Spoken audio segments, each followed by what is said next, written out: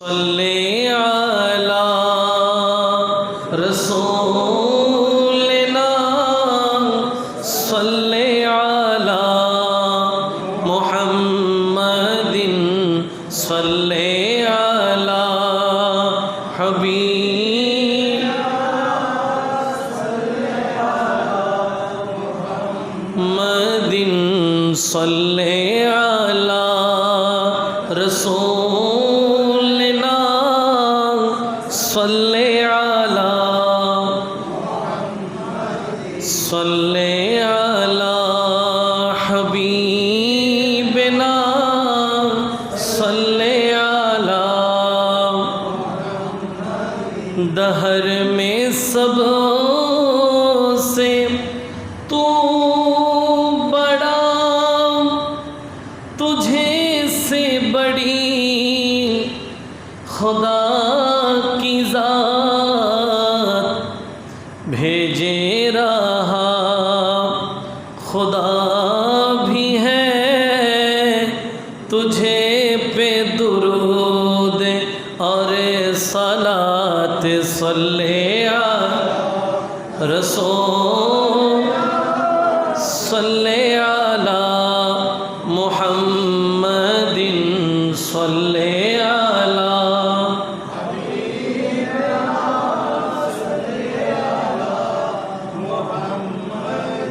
جلوہ فغن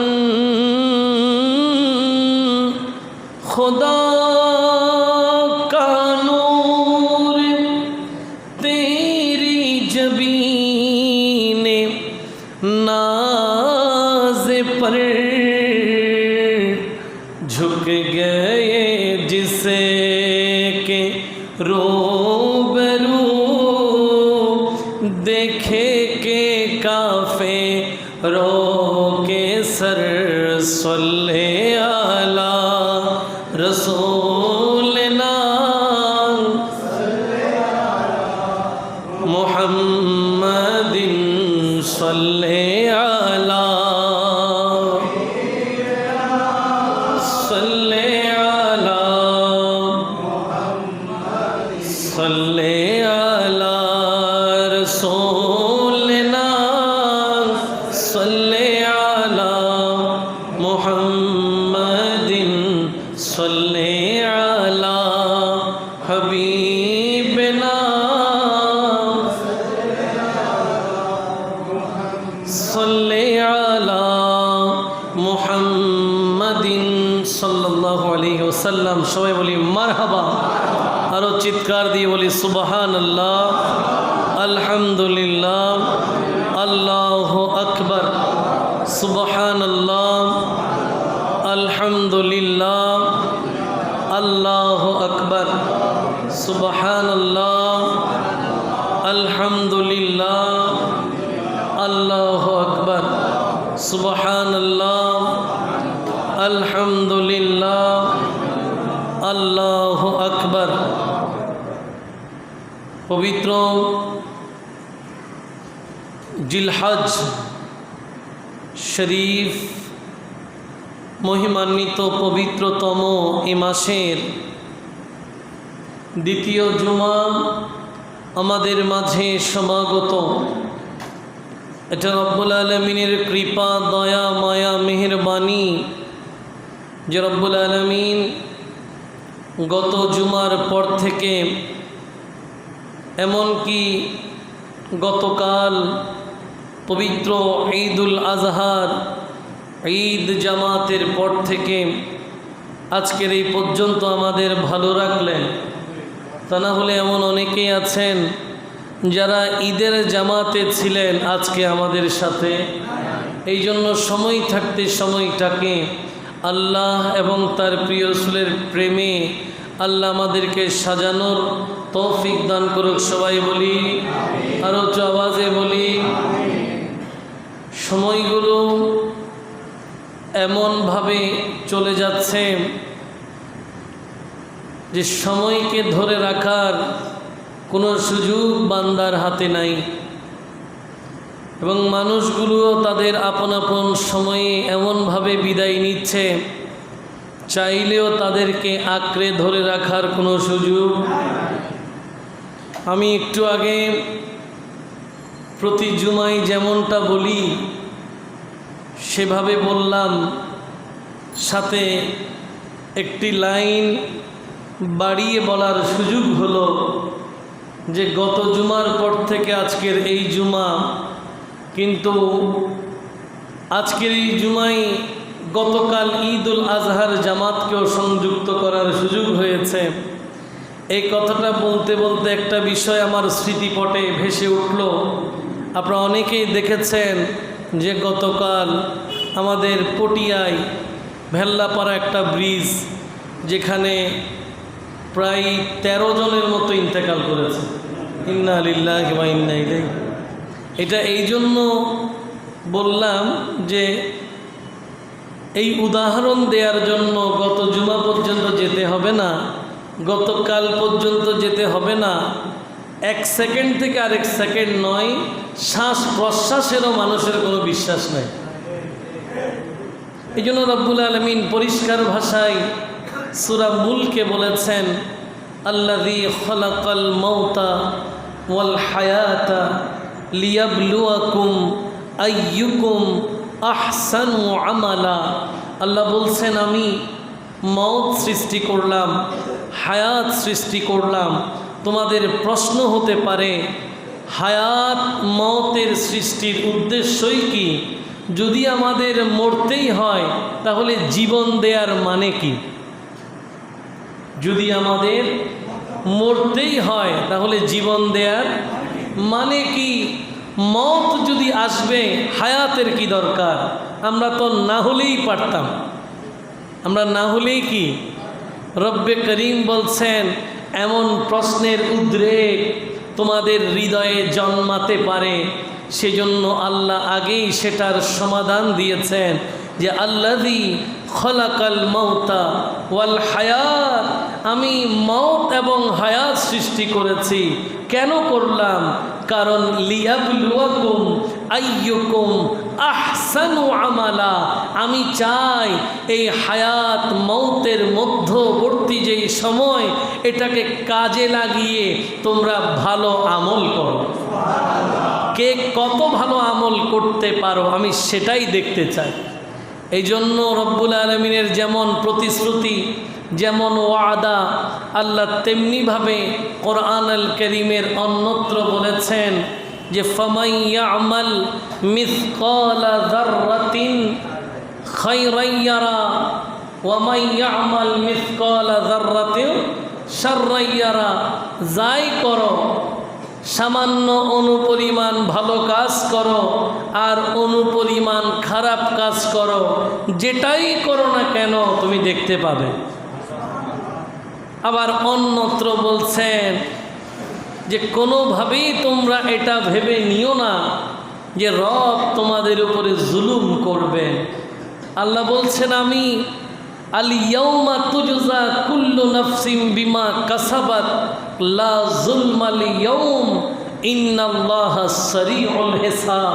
আল্লাহ বলেন, যার যা পাওনা আছে আমি ইয়াউমিদ দিনে সবাইকে সব বুঝিয়ে দেব, কারো উপরে জুলুম করা হবে। কোরআন আল কারীমের 3-4টা জায়গা থেকে আমি আপনাদেরকে এই বিষয়টা বোঝানোর চেষ্টা করলাম যে সময় যেটা আপনার হাতে আছে এটা ভালো কাজ করার জন্য, এটাই বোঝাতে চাচ্ছিলাম। ভালো আমলের বাইরে ভিন্ন কোনো কিছু চিন্তা করার সুযোগ। এই জন্য আল্লাহ পাক দয়ার সাথে সাথে কোথাও কোথাও রাগও দেখিয়েছেন, রহমতের বার্তার সাথে সাথে আমার আল্লাহ গজবের বার্তাও দিয়েছেন, যেন বান্দা রহমত আসলে রহমত অনুভব করতে পারে, গজবের কথা আসলে গজবের কথা বুঝতে পারে এবং শাস্তির ভয়ে নিজেকে পরিবর্তন করাতে পারার জন্যই আল্লাহ কোথাও রহমত, কোথাও গজবের কথা বলেছেন। আপনারা প্রতিনিয়ত পড়েন যে আমার আল্লাহ কত দয়াবান। খতিব সাহেবদের মুখে শুনেছেন আল্লাহ তিনি কে, বলে ওয়াহুয়াল গফুরুল ওয়াদুদ যুল আরশিল মাজিদ। বলে রবকে আল্লাহই বলছেন তিনি সেই রব যিনি তার বান্দার প্রতি প্রেমময়, যিনি বান্দাকে বড় ভালোবাসেন, যিনি ক্ষমাশীল দয়ালু, যিনি আরশের অধিপতি। লা ইলাহা ইল্লাল্লাহ। এমন ভালোবাসার বার্তার পরে আবার একই কোরআনে অন্যত্র আল্লাহ বলছেন ইয়াউমা তুবলা সারাইর, সেদিন সকল গোপন প্রকাশ হয়ে যাবে। লুকানোর কোনো কিছু নাই, সবগুলো প্রকাশ হয়ে যাবে। আমার আল্লাহ বলেন ও আমার বান্দা ফামা লাহু মিন কুওয়াতিন ওয়ালা নাসির, আল্লাহর চেয়ে বড় শক্তিশালী সাহায্যকারী সেই দিনের জন্য তোমার কেউ কি আছে? আছে? আল্লাহর বাইরে আরো বড় কোনো শক্তিশালী সাহায্যকারী কঠিন কিয়ামতের ময়দানে আমাদের আপনাদের আছে? দিন শেষেই আমাদের যাত্রা আল্লাহর দিকে। সুবহানাল্লাহ পড়ে। এই জন্য রব্বে করিম বলছেন ইয়াউমুল জুমা, এটা এমন একটা দিন, দিনগুলোর মধ্যে সেরা দিন, সৈয়দুল আইয়াম, দিনের রাজা, দিনের সম্রাট, যেই দিন সবাই একত্রিত হয়ে আল্লাহর প্রেমে নিজেকে বিলীন করে বলেই, একত্রিত হওয়ার দিন বলেই এই দিনের নাম জুমা। এই দিনের নাম কি? জুমা। এই জন্য আল্লাহ বলছেন সূরা জুমা বানিয়ে দিয়ে যে ইজা নুদিয়া লিসসালাতি মিন ইয়াউমিল জুমআ ফাসআউ ইলা যিকরিল্লাহি ওয়া যারুল বাই। আল্লাহ বলছেন এই জুমার দিনে যখন মুয়াজ্জিন তোমাকে ডাকে, আহ্বান করে, তুমি লক্ষ কোটি টাকার মালিক হতে পারো, ব্যবসার চলবে না, ব্যবসার ওয়াদারুল বাই। আমার আল্লাহ বলছেন বন্ধ রাখো, এখন থামো, আজান হয়ে গেছে জুমার দিনে। ইজা নুদিয়া লিসসালাহ, এটা ঠান্ডা মিয়া মসজিদের খতিব সাহেব এই ওয়াজ করে না, এই ওয়াজ আমার আল্লাহ করেছেন। এটার ব্যাখ্যার জন্য আর কারো কাছে যেতে হবে না, সূরা জুমাটা খুলে দেখলেই আপনি উত্তর পেয়ে যাবেন। আল্লাহ বলেন জুমার দিন মুয়াজ্জিন যখন তোমাকে আহ্বান করে সব ছেড়ে দাও, ফাসআউ ইলা যিকরিল্লাহ, দ্রুত দ্রুত আল্লাহর জিকিরের দিকে ছুটে যাও। তাহলে যেমন কাজ তেমন সিদ্ধান্ত, আল্লাহর রহমত পেতে হলে আপনাকে তেমনটা করতে হবে। জুমার দিন সব কাজ রেখে দিয়ে আপন জায়গায় থামিয়ে দিয়ে আল্লাহর রহমতের জন্য মসজিদের দিকে ছুটে আসতে হবে। আল্লাহ আমাদেরকে এই ছুটে আসার কাজে অভ্যস্ত হওয়ার তৌফিক দান করুন। সবাই বলি আল্লাহুম্মা সাল্লি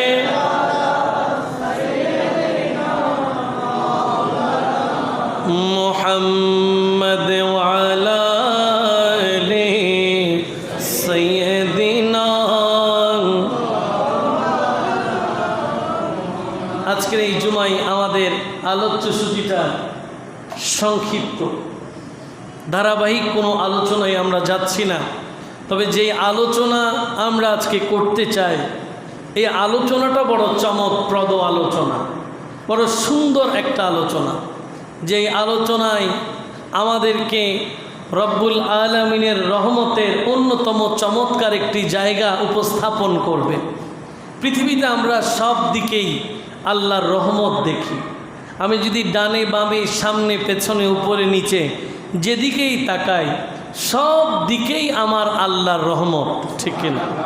সব দিকেই আমার আল্লাহর সৃষ্টি। এমন কি বান্দা যদি নিজের দিকেও তাকায়, নিজের মধ্যেও সে স্রষ্টাকেই খুঁজে পায়। কেন? কারণ বান্দার নিজের বলতে কিছু নাই, নিজটাও আমার আল্লাহ। কি বলেন, ঠিক কিনা? পৃথিবীতে কত চমৎকার চমৎকার পাহাড় আছে, আছে না?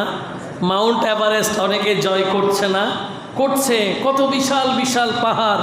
অনেকে তো অনেক পাহাড়ের দেশগুলোতে বেড়াতে যায়, অনেক সুন্দর সুন্দর পাহাড়ে বেড়াতে যায়। কিন্তু রব্বুল আলামিন পবিত্র কোরআন আল কারীমে চমৎকার দুটো পাহাড়ের কথা বলেছেন। যেই পাহাড়ে শুধু বেড়াতে যেতে হবে বিষয়টা এমন নয়, যেটা আপনার ওমরা হজের গুরুত্বপূর্ণ একটি আমল হিসেবে আমার আল্লাহ সেট করে দিয়েছেন। আপনি চান বা না যান, ওই পাহাড়ে সফর আপনাকে করতেই হবে, আপনাকে ওখানে যেতেই হবে যদি আপনি আমার আল্লাহর প্রিয় হতে চান।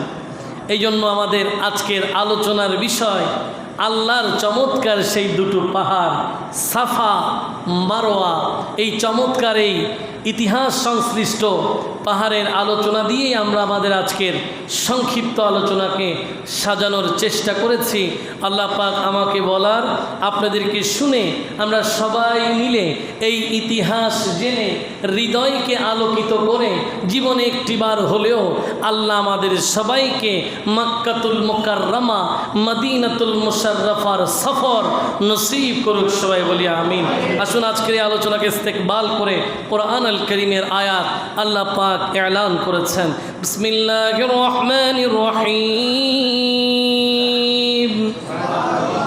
ইন্নাস সাফা ওয়াল মারওয়াতা মিন শাআইরিল্লাহ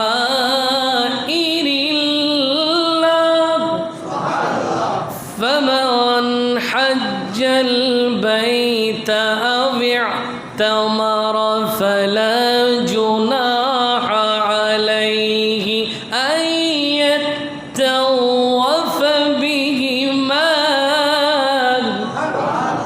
ومن تطوع خيرا فإن الله شاكر عليم।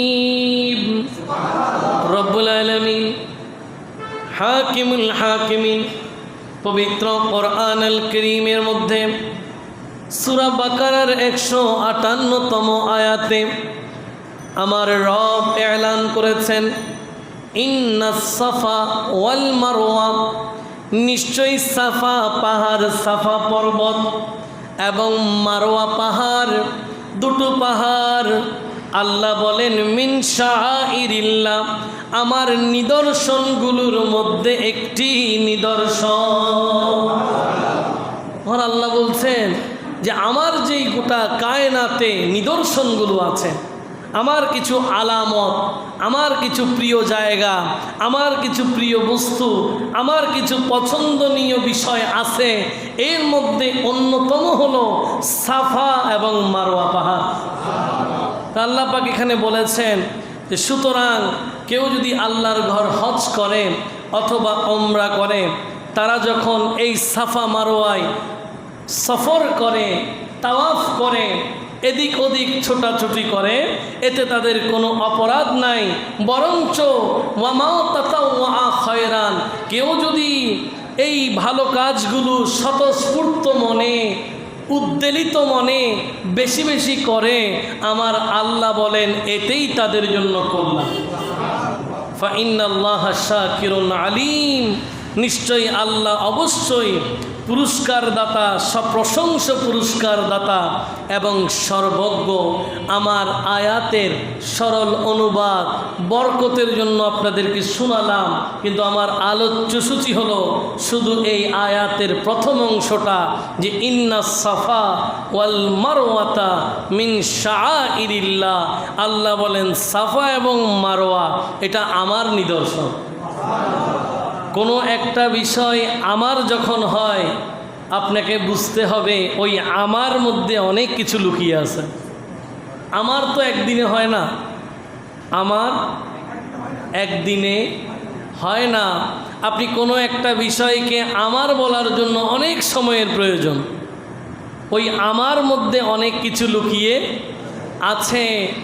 বান্দা যখন তার বন্ধুকে আমার ভাই বলে, তখন বুঝতে হবে আত্মবিশ্বাসের সর্বোচ্চ জায়গাটা বন্ধু দখল করেছে বলে বন্ধু থেকে ভাইয়ের মর্যাদা পেয়েছে।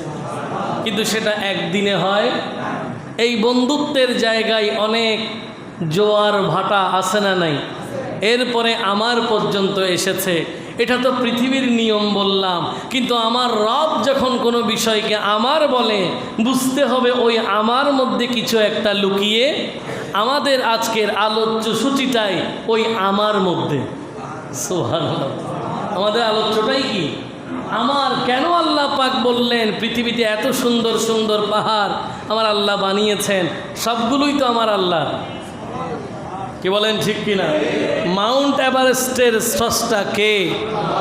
বড় বড় নিউজিল্যান্ড সহ, শ্রীলঙ্কা সহ, নেপাল সহ যে পাহাড়ের দেশগুলো আছে, এই পাহাড়গুলোর মালিক কে? কিন্তু এদের কথা তো আমার আল্লাহ কোরআনে বলে নাই। আল্লাহ কেন সাফা মারওয়াকে নিজের বলেছেন, এটাই আজকের আলোচ্য সূচি।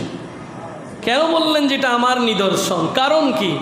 এই আমার কথা বলতে গিয়েই আমাদেরকে ইতিহাস নিয়ে একটু গবেষণা করতে হবে।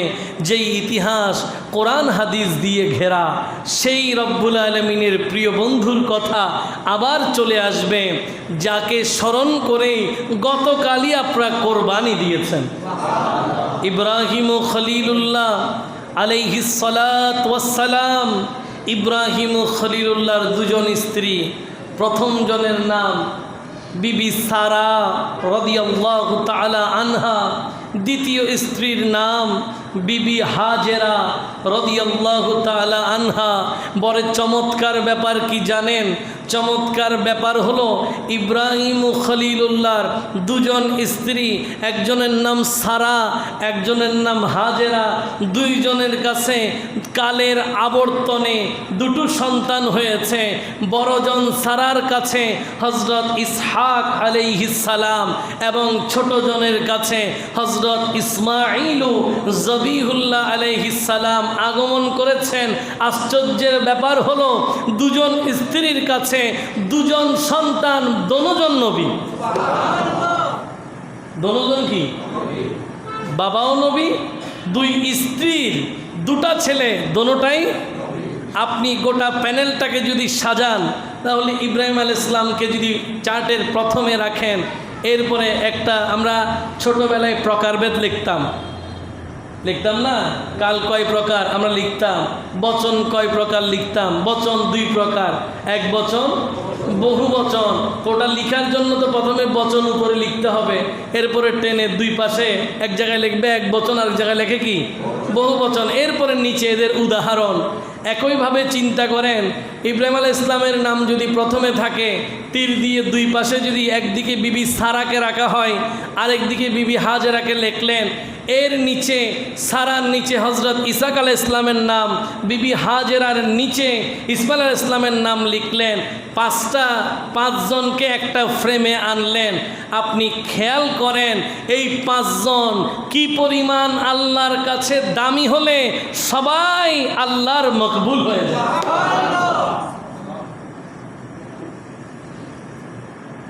এই কথাটা কেন বললাম, এটা আপনি আমার আলোচনায় গিয়ে বুঝতে পারবেন। শুরুতে এই কথাটা ক্লিয়ার এই জন্যই করলাম। এবার আসেন, ইব্রাহিম ও খলিলুল্লাহ আলাইহিস সালামের কাছে প্রথমা স্ত্রী বিবি সারার এই পরিবারে প্রথম দিকে প্রাথমিকভাবে কোনো সন্তান হচ্ছে না। একটা পর্যায়ে বিবি সারার খাদেমা সেবিকা ছিলেন বিবি হাজেরা, এবং নামকরা এবাদত গুজার জগৎ বিখ্যাত মহিলা বিবি হাজেরা খাদেমা হিসেবে ইব্রাহিম ও খলিলুল্লাহর প্রথমা স্ত্রীর কাছে তিনি ছিলেন। এক পর্যায়ে ইব্রাহিম ও খলিলুল্লাহ আলাইহিস সালামকে বিবি সারাই প্রস্তাব দিলেন যে আপনি আমাদের দীর্ঘদিনের সংসারে যেহেতু কোনো সন্তান হচ্ছে না, আমার সম্মতি, আমার মন বলে আপনি যদি বিবি হাজেরাকে আপনার স্ত্রী হিসেবে গ্রহণ করেন, আল্লাহ চাইলে ওখানে একটা সন্তান দিতে পারেন। এদিকে তিনি যেমনটা মনসা করলেন, আল্লাহর ইচ্ছাও সেটা ছিল। ইব্রাহিম ও খলিলুল্লাহ দ্বিতীয় স্ত্রী বিবি হাজেরাকে গ্রহণ করলেন। ওই ঘরে হযরত ইসমাঈল ও জবিহুল্লাহ আলাইহিস সালাম তশরিফ আনলেন। এটা মনে রাখবেন যে গতকাল যে এত কোরবানি করলেন, এটা সবগুলো ইব্রাহিম ও খলিলুল্লাহর, ইসমাঈল ও জবিহুল্লাহর সুন্নাত। এদের কারণেই গোটা কোরবানি, এদের কারণেই গোটা কোরবানির ঈদ আমরা পেয়েছি। ইসমাইল ও জবিহুল্লাহ তশরিফ আনলেন। বিবি সারা, বিবি হাজেরার ঘরের এই ইসমাইল ও জবিউল্লাহকে এত ভালোবাসতেন, এত ভালোবাসতেন, ভালোবাসার কোনো কুল কিনারা। এই জন্য বিবি সারা মনে কষ্ট পাবে বলে বিবি হাজেরাও ইসমাইল আলাইহিস সালামকে বেশি আদর করতেন না, যেন বিবি সারার মনে কোনো রকম বিষয়, কোনো কিছু যেন সংশয় যেন না আসে, মনটা যেন ছোট না হয়। শুধুমাত্র মা হিসেবে দুধ পান করানো দরকার, এতটুকুই তিনি সীমাবদ্ধ ছিলেন। সার্বক্ষণিক ইসমাইল ও জবিহুল্লাহ বিবি সারার ঘরে আদরে আদরে লালিত পালিত হচ্ছেন। এমনকি ইব্রাহিম ও খলিলুল্লাহ বাবা হিসেবে ছেলেকে ওইভাবে আদর করে নাই। কেন? সারাক্ষণ বিবি সারাই আদর করতেন, যেন মনটা ছোট না হয়। হঠাৎ করে আল্লাহ পাকের কি ইচ্ছা হয়ে গেল, হজরত ইসমাইল আলাইহিস সালাম একা একটি রুমে হুজরা মোবারকে খেলতেছেন। বাবার পিতৃব্য ভালোবাসা জেগে উঠল। ইব্রাহিম ও খলিলুল্লাহ আলাইহিস সালাম সন্তানকে একটু আদর করতে লাগলেন। যেই মাত্র কোলে তুলে একটু আদর করছেন, হঠাৎ করে সেটা বিবি সারা খেয়াল করলেন। তিনি যেই মাত্র এটা খেয়াল করলেন, আল্লাহ পাকের সিদ্ধান্ত, উনি বললেন যে তুমি এখনই এই সন্তান এবং তার মাকে অদর গ্রামের মধ্যে রেখে আসো, আমি আর কোনো কথা শুনবো না। ইব্রাহিম ও খলিলুল্লাহ আলাইহিস সালাম নানানভাবে বুঝাতে চাইলেন, কিন্তু কোনোভাবেই সেখানে আর বুঝানোর সুযোগ ছিল না। এদেরকে রেখেই আসতে হবে অন্য কোথাও। এদিকে রব্বুল আলামিনও আমার ইব্রাহিম ও খলিলুল্লাহকে বললেন, সারা যা বলেছে তা মান্য করো। এখন এই টোটাল বিষয়টাতে আপনি আপনাকে আনবেন না। আপনি যদি চিন্তা করেন যে এক স্ত্রী আরেক স্ত্রীর ব্যাপারে একটু আটসাট করে, এই খেয়াল এখানে করলে ঈমান চলে যাবে। এখানে এটা ভাবতে পারবেন না। অধিকাংশ মৌলবীরা তকরির করতে গিয়ে এভাবে ইতিহাসকে নয়ছয় করে নিজের সাথে মিলিয়ে ওয়াজ করতে গিয়ে ঈমান হরণ করে ফেলে। এই জন্য আমি আপনাকে প্রথমে একটা ফ্রেম বুঝালাম যে ইব্রাহিম আলাইহিস সালাম, এরপরে একটা চার্টে একদিকে বিবি হাজেরা, একদিকে বিবি সারা, এদিকে ইসাক আলাইহিস সালাম, এদিকে ইসমাইল আলাইহিস সালাম, গোটা 5 জনের প্যানেল। কত বেশি মকবুল হলে 3 জন পুরুষ 3 জন নবী। এবং নবীদের মায়েরা কত দামি হয়, ওই নারীগুলো কত দামি যাদের স্বামীও নবী, সন্তানও নবী।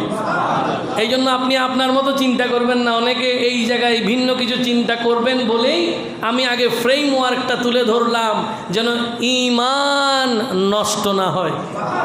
আল্লাহ আমাদের ঈমানকে মজবুত করুক, সবাই বলি আমিন। যাই হোক, রব্বুল আলামিন বললেন যে আর কোনো কথা নাই, বিবি সারা যেটা বলেছে ওদেরকে একা একটা জঙ্গলে রেখে আসো। সিদ্ধান্ত যেমন হয়ে গেল, সন্তান ইসমাইল ও জবিহুল্লাহকে নিয়ে, বিবি হাজেরাকে নিয়ে এক এক মঞ্জিল পার করতে করতে করতে করতে করতে করতে যেতে যেতে এমন একটা জায়গায় পৌঁছালেন যেটা বর্তমান কাবা শরীফ। ওই জায়গায় আসলেন, সাথে দেখতে পেলেন সব দিকে ওঘর গ্রাম। যেই জায়গায় জমজম কূপের উৎপত্তি, ওই জায়গায় একটা ছোট্ট গাছ ছিল, আর আশেপাশে সব ওঘর জঙ্গল। আল্লাহর সিদ্ধান্ত মতে ওঘর জঙ্গলেই রেখে আসতে হবে। বিবি সারাও বলেছেন, আমার আল্লাহ সম্মতি দিয়েছেন, এখানে হিকমত কি আছে আমার আল্লাহই ভালো জানেন। রব্বুল আলামিন হাকিমুল হাকিমিন ইব্রাহিম ও খলিলুল্লাহকে বর্তমান কাবা শরীফ যেই জায়গায়, সেই জায়গায় বিবি হাজেরা ইসমাইল ও জবিহুল্লাহকে রেখে আসতে বললেন। রেখে আসবেন, তেমন কিছু দেওয়ার সুযোগ নাই। রসদ হিসেবে ছোট্ট একটা টুকরিতে কিছু খোরমা, কয়েক টুকরা রুটি আর 1 মশক পানি দিয়ে চলে যাচ্ছেন। বিবি হাজেরা বলেন, দূর দূরান্তে কোনো মানুষ দেখা যায় না, কোথাও কেউ নাই, এই খালি জঙ্গলে আপনি আমাদেরকে, মা ছেলেকে একা ফেলে চলে যাচ্ছেন। আপনি কি আমাদের সাথে নাই, আমাদেরকে ফেলে চলে যাচ্ছেন কিনা? দেখি ইসমাইল ও জবিহুল্লাহর আব্বাজান ইব্রাহিম খলিলুল্লাহ আলাইহিস সালাম তিনি কিছুই বলে না, একেবারেই নিশ্চুপ চুপচাপ। বিবি হাজেরা এবার বললেন, আচ্ছা এইটুকু বলেন যে এই কাজগুলো যে করলেন এতে কি আমার আল্লাহর হুকুম আছে কিনা? বিবি হাজেরা যখন বললেন আমার আল্লাহ কি বলেছে এমনটা করতে, ইব্রাহিম খলিলুল্লাহ বলেন, মুখে কোনো কথা নয়, ইশারা দিয়ে হাঁ সূচক বললেন, হ্যাঁ এইভাবে আমার আল্লাহই করতে বললেন। যেই বিবি হাজেরা এতক্ষণ নানা প্রশ্ন করেছেন, যেই মাত্র ইশারা দিয়ে হাঁ সূচক বক্তব্য পেয়ে গেলেন, তিনি আর কোনো চিন্তা করে নাই। বলে যদি আমার আল্লাহ বলেন তাহলে কোনো চিন্তা নাই, আমার আল্লাহ আমাদেরকে হেফাজত করবে। এই বলেই তিনি স্বামীকে বিদায় দিয়ে সন্তানকে কোলে তুলে নিলেন। অন্ধকার গভীর এক জঙ্গল, দূর দূরান্তে কোনো মানুষ নাই।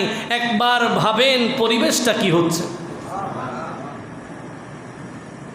ইতিহাসবেত্তারা বলেন, যতদিন পানি ছিল, যতদিন রুটি ছিল, যতদিন খোরমা ছিল, অতদিন একেবারে নির্বিঘ্নে মা সন্তান ইসমাইল ও জবিহুল্লাহকে দুধ পান করাতে কোনো অসুবিধা হয় নাই। কিন্তু আশ্চর্যের ব্যাপার, যখন খাবারের রসদ শেষ, এবার আর দুধের কোনো দেখা নাই। সন্তানও একেবারে কঠিন তৃষ্ণার্ত মনে ছটফট করছে।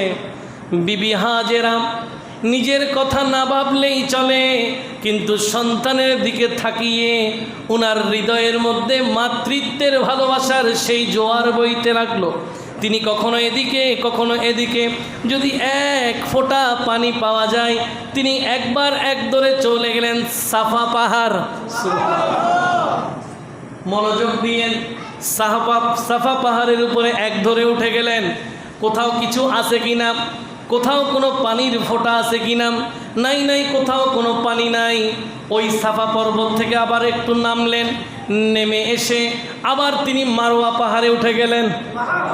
মারোয়ায় উঠে গেলেন, এক ফোঁটা পানি পাওয়া যায় কিনা। এদিকে নজর আবার সন্তানের দিকে, সন্তানকে যে বসিয়ে রাখছে, একদিকে সন্তান খেলতেছে, মা একবার ওইদিকে গেলে কি হবে, আবার পিছনে দেখতেছে আমার ছেলেটা আছে কিনা। সুবহানাল্লাহ। এই জন্য তিনি যখন সাফাই একবার উঠতেন, আবার যখন মারোয়ায় উঠতেন, উঠতে উঠতে যখন সন্তান একটু আড়াল হয়ে যেতেন, ওই জায়গায় তিনি আবার দৌড় দিয়ে সন্তানকে আবার চোখের সামনে আনতেন। সুবহানাল্লাহ। এই দৌড়েরও একটা ভূমিকা আছে। সুবহানাল্লাহ।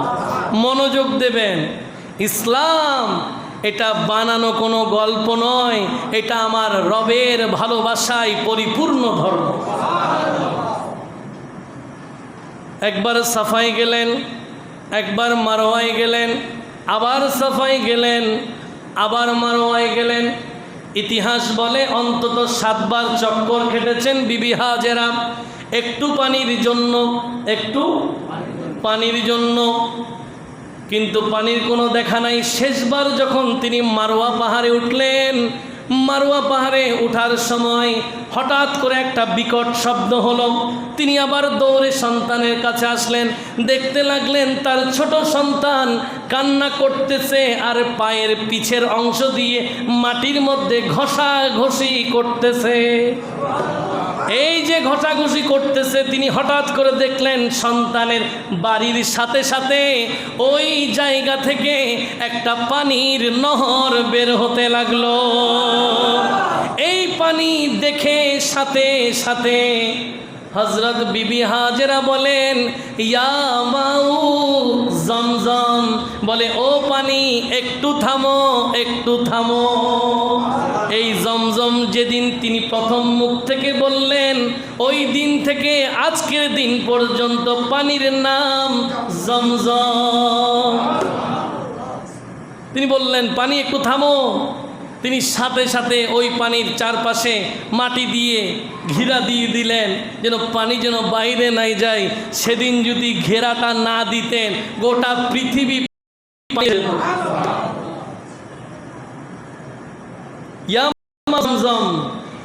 মানে হে পানি একটু থামো থামো।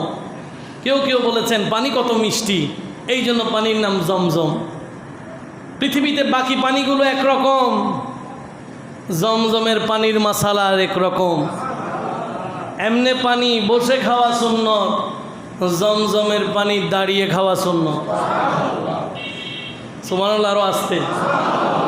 এই যে অবস্থা, জমজম কূপের পানি বেরিয়ে গেল, সেই যে যাত্রা শুরু হয়েছে আজকের দিন পর্যন্ত মুসলিম বিশ্ব সেই জমজমের পানি দ্বারা ধন্য। ওই যে পানির নহর বইছে, এখনো পানি আর থামে, এবং বিভিন্নভাবেই এই জমজম কূপের পানি নিয়ে ভালো ভালো দেশসেরা গবেষকরা গবেষণা করেছেন যে এই জমজম কূপের পানিটা হচ্ছে মেডিকেল ট্রিটমেন্ট সমৃদ্ধ, যেখানে কোনো প্রকার অসুবিধার কোনো প্রয়াস। এই জন্য আমি নিজেও সাক্ষী। আমি যখন উমরায় গিয়েছিলাম, সচরাচর দেশে আমি ব্যক্তিগতভাবে ঠান্ডা পানি খাই না, ঠান্ডা পানি একেবারেই খাই না। এটা একেবারে নিয়ম হয়ে গেছে, রুলস। নর্মাল পানি যেটা সর্বোচ্চ গরমে, নর্মাল পানি আপনারা যেটা খান ওইটা আমি গরমে নর্মাল পানি খাই, নাহলে এমনি কুসুম গরম চলে। বেশি গরম পড়লে নর্মাল আপনারা যেটা খাচ্ছেন সেটা খাই। কিন্তু ওখানে ওমরায় যখন গিয়েছিলাম, তো তখন তো বিভিন্ন রকম ওখানে অনেক রকম ফাইভ আছে, কোথাও একেবারে ঠান্ডা পানি, কোথাও একটু নর্মাল, কোথাও গরম, বিভিন্ন রকম পানির ব্যবস্থা সেটআপমেন্ট আছে। তো আমি অনেক সময় সব তো আর খেয়াল নাই, নামাজের টাইমে যাচ্ছি, কোনটা গরম কোনটা ঠান্ডা এতগুলো কি খেয়াল আছে? একেবারে বরফের পানি দিয়ে নিয়ে খেয়ে ফেলছি, কোনো হিসাব নাই। কিন্তু আশ্চর্যের ব্যাপার, আমি বরফের মতো ঠান্ডা জমজম কূপের পানি পান করার পরেও আমার গলায় কোনো সমস্যা হয় না। মেডিকেল ট্রিটমেন্ট সমৃদ্ধ জমজম কূপের পানি, এটা আমি নিজেই সাক্ষী। সেই জমজম কূপের পানির সূচনা ইসমাইল ও জবিহুল্লাহর সেই পায়ের বাড়ি থেকে। এই যে একটা পরিস্থিতি তৈরি হয়ে গেল, এদিকে তো বিবি হাজেরা সেই পানিগুলোকে একেবারে সুন্দর করে ঘিরে ধরলেন। শুধু ঘিরে ধরেছেন তা নয়, আমাদের অনেক সময় অনেকের মনে হতে পারে যে ইব্রাহিম ও খলিলুল্লাহ দীর্ঘদিন পাওয়ার পরে একটা নেয়ামত পেল, ইসমাইল ও জবিহুল্লাহকে, স্ত্রী সন্তানকে একা রেখে চলে গেছেন। বিষয়টা আসলে এরকম নয়। বিবি হাজেরা যখন বারবার জিজ্ঞেস করছিলেন যে আমাদেরকে একা রেখে চলে যাচ্ছেন, আমার আল্লাহ কি এখানে সিদ্ধান্ত দিয়েছেন? বলে হ্যাঁ সিদ্ধান্ত দিয়েছেন। তখন একটু আড়ালে গিয়ে ইব্রাহিম ও খলিলুল্লাহ আল্লাহর দরবারে দোয়া করেছিলেন, যেই দোয়া রব্বুল আলামিন সূরা ইব্রাহিমের 37তম আয়াতের মধ্যে এলান করেছেন, রব্বানা ইন্নী আসকাউতু মিন যুররিয়াতি বিওয়াদিন গায়রা জি যারইন ইনদা বাইতিকাল মুহাররাম। বলে হে আমার রব, আমি আমার সন্তান, কলিজার টুকরা পরিবারকে এই অঝোর জঙ্গলের মধ্যে আপনার কাবা ঘরের পাশে রেখে গেলাম। আপনার কাবা ঘরের পাশে রেখে গেলাম। আল্লাহ কেন রেখে গেলাম? নবীদের দোয়া দেখেন, তিনি এইটা বলে নাই যে আপনি একটু এদের খেয়াল রাখবেন, আপনি এদেরকে একটু খাওয়া দাওয়া করাবেন। তিনি বললেন কেন রাখলাম? রব্বানা লিয়ুকিমুস সালাহ, আল্লাহ এই জন্য রেখে গেলাম যেন তারা নামাজ কায়েম করে। যেন তারা কি কায়েম করে? নামাজ কায়েম করে। ফাজআল আফইদাতাম মিনান নাসি তাহভি ইলাইহিম ওয়ারযুকহুম মিনাস সামারাত লাআল্লাহুম ইয়াশকুরুন। ইব্রাহিম আলাইহিস সালাম দোয়া করেছেন যে আল্লাহ এরা যেন নামাজ কায়েম করে এবং অচিরেই এদের প্রতি যেন আশেপাশের লোকজন যুগে যুগে কালে কালে যারা আসবে সবাই যেন এদের প্রতি মহাব্বত রাখে। আজকের দিন পর্যন্ত মহাব্বত আছে না নাই? আছে না নাই? আছে বলেই তো আপনি কোরবানি করতেছেন। আল্লাহ পাক বিবি হাজেরার সেই পানি পানের, সেই পানি চাওয়ার দৃশ্যকে এমনভাবে গ্রহণ করেছেন, এমনভাবে ভালোবেসেছেন যে বিবি হাজেরা যেই 7টা চক্কর দিয়েছেন, আজকের দিন পর্যন্ত হাজিরা একই কাজ করতে লাগলো। তা না হলে আপনি কোরআন হাদিস যাবতীয় গবেষণা করে আমাকে বলেন পাহাড়ে দূরাইলে কি সোয়াব? বলেন মাউন্ট এভারেস্টে যারা উঠে এদের কি সোয়াব আছে? এখানে এমনি উঠতেছে, পিছনে একটা গ্যাস সিলিন্ডার নিয়ে উঠে যাচ্ছে, অনেকে মারাও গেছে, এরকম রেকর্ডও আছে, কিন্তু কোনো ফায়দা কিন্তু আশ্চর্যের ব্যাপার, আজকে দিন পর্যন্ত সবাই দৌড়াদৌড়ি করে, কতক্ষণ সাফাই যায়, কতক্ষণ মারওয়াই যায়, বুড়ারাও দূরে, ছোটরাও দৌড়ায়। এখন তো অনেক আপডেট হয়ে গেছে, এখন একেবারে ওখানে হুইল চেয়ারের ব্যবস্থা আছে, যারা হাঁটতেও পারে না এরাও যায়, এদেরকেও কোনো মতো নিয়ে যায়, কিছু করার নাই আসলে। মহিলারাও দৌড়ায়, ওখানে মাঝখানে একটা জায়গা আছে সবুজ লাইট দেয়া, কি বলেন, মাঝখানে একটা জায়গা আছে সবুজ, আপনার ভিডিওতে এগুলো দেখবেন, এগুলো অ্যাভেলেবেল। মাঝখানে একটা জায়গা সাফা এবং মারওয়ার মাঝখানে, ওইখানে গেলে একটু দ্রুত যেতে হয়। কিরে ভাই এতক্ষণ আস্তে আস্তে গেলেন, এবার যে দৌড়াচ্ছেন, ওই যে বিবি হাজেরা সন্তান যখন একটু আড়াল হলে দৌড় মেরে এসে একটু দেখতো যে আমার ছেলে ঠিক আছে তো আছে, ওই যে দৌড়ানোটা আমার আল্লাহর বেশি পছন্দ হয়েছে। আল্লাহ বলে আমার হাজেরা জীবনে একবার দৌড়াইছে, হাজেরার দৌড় আমার এত পছন্দ হয়েছে, কিয়ামত পর্যন্ত যারা আমার প্রিয় হতে চায় তারা যেন হাজেরার দৌড়ানিকে গ্রহণ করে। আজকে আপনি সাফা মারওয়ায় দৌড়ানি যদি বাদ দেন, আপনার ওমরা হবে না। সাই করা গুরুত্বপূর্ণ একটি আমল, হজ ও ওমরা কোনোভাবেই বাদ দিলে আপনার হজ ও ওমরা জায়েজ হবে না, বরঞ্চ দম ওয়াজিব হয়ে যাবে আপনার উপরে, কোরবানি করতে হবে জরিমানা হিসেবে, বাদ দিলে হবে না, সই হবে না হজ ও ওমরা। প্রিয় ভাইরা আমার আলোচনা কোথায় ছিল, যে আল্লাহ পাক এই দুটা পাহাড়কে আমার বলেছেন, এটাই আজকের আলোচনা। কেন পাহাড়কে আল্লাহ বলেছেন যে ইন্না সাফা ওয়াল মারওয়াতা মিন শাআইরিল্লাহ, নিশ্চয়ই সাফা পর্বত এবং মারওয়া পর্বত, সাফা পাহাড় মারওয়া পাহাড় এগুলো আমার নিদর্শন। কেন রব এমনটা বলেছেন? কারণ মূলত রবের প্রিয় হয়েছে বিবি হাজেরা। বিবি হাজেরা যেই কাজটুকু করেছেন, বান্দা প্রিয় হওয়ার কারণে বান্দার কাজও আমার আল্লাহর প্রিয় হয়ে গেছে। সেই দিন থেকে আজকের দিন পর্যন্ত এটা হজের গুরুত্বপূর্ণ একটি আহকাম আরকান হিসেবে প্রসিদ্ধ। এটা বাদ দিলে হজ শুদ্ধ হয়? প্রিয় ভাইয়েরা আমার, ইসলামের প্রতিটা জায়গায় এরকম। যেমন কোরবানির কথা বলেন, কালকে যে আপনারা কোরবানি করলেন, এই কোরবানির ইতিহাস কি? কোরবানি তো না করলেই হতো, কিন্তু অনেকেই কিন্তু দেখবেন ইদানিংকালে অনেক ফেরকা বের হয়ে গেছে, এরা বলে যে আপনার কোরবানি সুন্নতে মুআক্কাদা, না করলেও চলবে। নাউজুবিল্লাহ, আরো জোরে, আরো উঁচু আওয়াজে। অনেকে এই জাতীয় উৎসাহ দিয়ে থাকেন যে যারা সামর্থ্যবান এরাও অনেক সময় কোরবানি বাদ দেয়। আসলে এই ধরনের কোনো সুযোগ নাই। হাবিবে কিবরিয়া বলেছেন, মান কানা লাহু সাআহ ওয়া লাম ইউদাহি ফালা ইয়াকরাবান্না মুসাল্লানা। যার কাছে সামর্থ্য আছে, যার কাছে তৌফিক আছে, কিন্তু কোরবানি করে নাই, আমার নবী বলেন সেই যেন ঈদগাহের মাঠেও না আসে, ঈদের মাঠেও যেন কি না আসে। অনেকে নানান অজুহাতে তৌফিক থাকা সত্ত্বেও কোরবানি বাদ দেয়,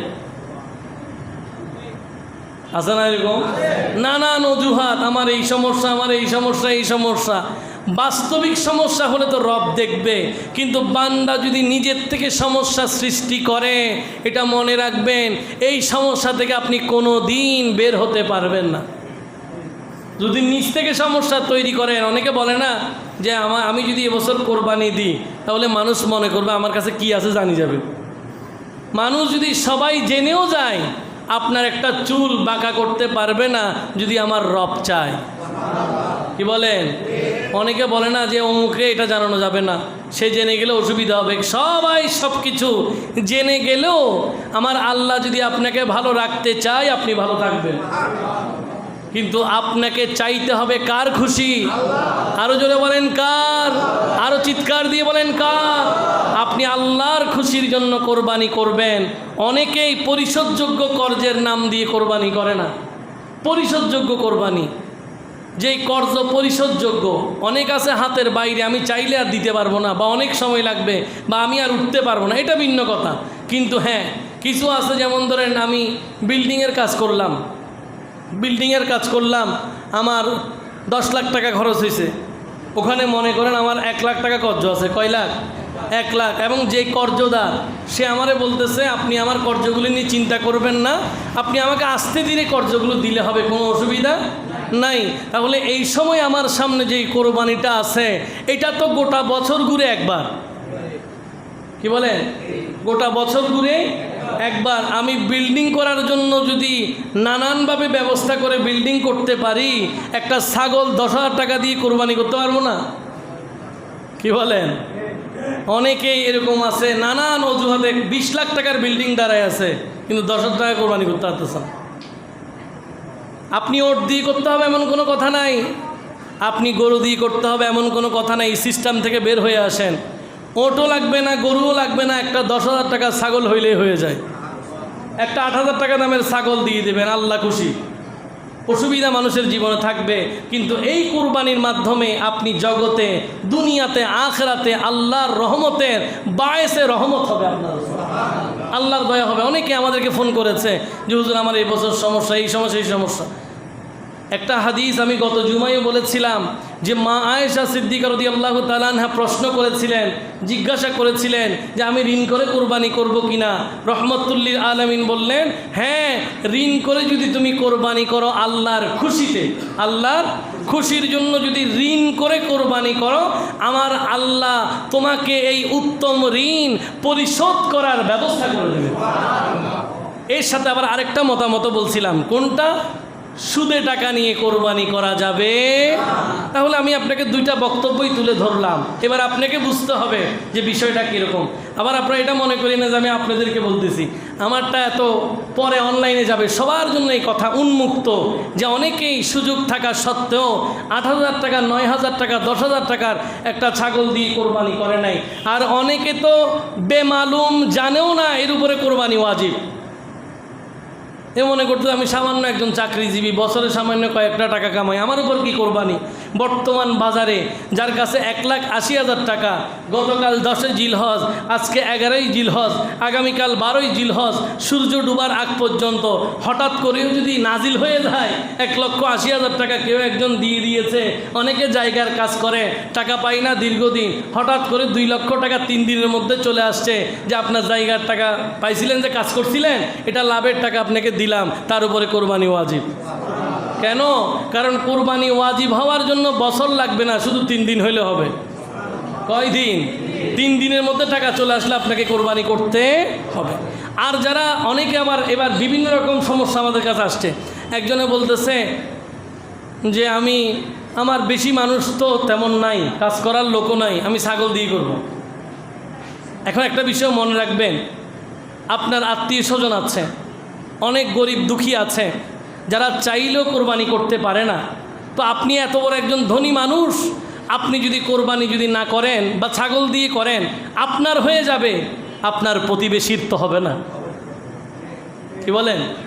অনেকে সুযোগ আছে কিন্তু বড় কোরবানি করে না, কেন? ঝামেলার জন্য। কিসের জন্য? ঝামেলার জন্য। এখানে যত বেশি ঝামেলা নিজ থেকে তৈরি করবেন, কিয়ামতের ময়দানে তার চেয়েও বেশি ঝামেলা হবে। কেন? কারণ আপনি এখানে যত সিস্টেম বের করবেন, আপনার জন্য ওখানে সিস্টেম ততগুলো তৈরি হবে। আপনি সহজ হন, আমার আল্লাহ সহজ হয়ে যাবে। এই জন্য রব্বুল আলামিন জানিয়ে দিয়েছেন, রহমতুল্লিল আলামিনকে বলে দেন যে তারা আমাকে যত বড় মনে করে আমি তত বড়। আপনি যদি মনে করেন আমার আল্লাহ বিশাল, আমার আল্লাহ বিশাল। আপনারা অনেকেই অপরাধ করেন, ভুল করেন, আমি নিজেও অপরাধ করি, ভুল করি, গুনাহ করি, কিন্তু আপনার মন খারাপের কোনো সুযোগ নাই। আমার আল্লাহ বলছেন আমি তো রহমান, আমি তো রহিম, আমার কাছে একবার চোখের পানি ছেড়ে দিয়ে ক্ষমা চাও, আমি তোমাকে ক্ষমা করে দেব। প্রিয় ভাইয়েরা আমার, দিন শেষে বোঝাতে চাচ্ছিলাম, আল্লাহ যে ইসলামটাকে আমাদেরকে চমৎকার পরিপূর্ণ ধর্ম হিসেবে উপহার দিলেন প্রিয় নবীর মাধ্যমে, এর প্রত্যেকটা কাজ আল্লাহর নেককার বান্দাদের কাজের উপরেই প্রতিষ্ঠিত। আজকে যারা হজ করে 2 রাকাত নামাজ মাকামে ইব্রাহিমের সামনে পড়ে, মাকামে ইব্রাহিম একটা পাথর, ওই পাথরের সামনে 2 রাকাত নামাজ পড়তে হয় তাওয়াফের পরে। কিরে ভাই, পাথরের সামনে কি নামাজ? আবার প্রশ্ন আছে না? নাই, আছে না? কিন্তু রব্বুল আলামিন বলছেন ওয়াত্তাখিযু মাকামা ইব্রাহিমা মুসাল্লা। কেন? কারণ ওমর আল ফারুক রাদিয়াল্লাহু তাআলা আনহু নবীজিকে বলছেন, ইয়া রাসূলুল্লাহ, আমার মন চাই যদি এই মাকামে ইব্রাহিমটা আমাদের নামাজের জায়গা হতো। আমার আল্লাহ ফারুক আজমের পক্ষে দলিল দিয়ে কোরআন আল কারীম আয়াত নাজিল করেছেন, কিয়ামত পর্যন্ত হাজী সাহেবরা তাওয়াফের পরে মাকাম ইব্রাহিমকে সামনে নিয়ে 2 রাকাত নামাজ পড়বে। প্রিয় ভাই আমার, আল্লাহর প্রিয় হয়ে যান, আল্লাহর বন্ধু হয়ে যান। দুনিয়া তো দামি, আখিরাতও দামি। আল্লাহ আমাদের প্রত্যেকের কোরবানি কবুল করুক। জীবনে একটিবার হলেও সাফা মারওয়ায় সাই করার তৌফিক দান করুক। সবাই বলি আমিন। ভালো থাকুন, সুস্থ থাকুন সেই প্রত্যাশায়। ও আখির